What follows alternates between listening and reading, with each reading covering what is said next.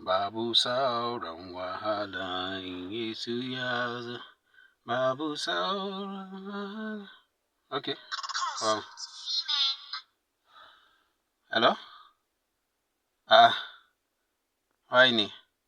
Okay, boss, ɗan gas, kai, sannu fa ina ini. An tashi lafiya ba? An wuni lafiya? To madalla, shugaba ɗin ne. Nakan ba da ansoshi duk wata tambaya da kake da shi idan ka zo ina da ansanta. Haka ne. Kana da tambaya?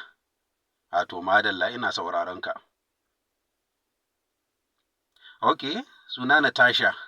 Allah sarki, bari in gaya maka, da Hausa ne aka samu.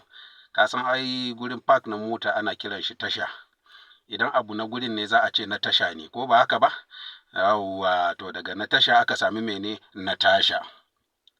Kuma idan aka haifi akwai asibiti a wajenmu, ana kira tashan Babiye. Sunan asibiti ne amma akwai tasha jikin sunan tashan Babiye. So idan aka haifi yarinya a gurin, kaga an haife ta tashan Babiye za a ce na tasha, amma tashan na ina ne na Babiye, na tasha Babiye kenan.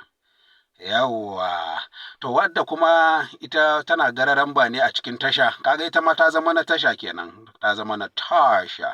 To madalla, yanzu dai bari zan bi Bauchi Road domin in je Bauchi, in je in sada zumunta da sauran 'yan uwa. Amma kamun nan, ina taya ka murna saboda ka samu followers da suka kai 400,000. This is massive. I wish you multiple of that this year. Muna so kamun ma a ce shekara ta ya rabe mu ganka da miliyan guda.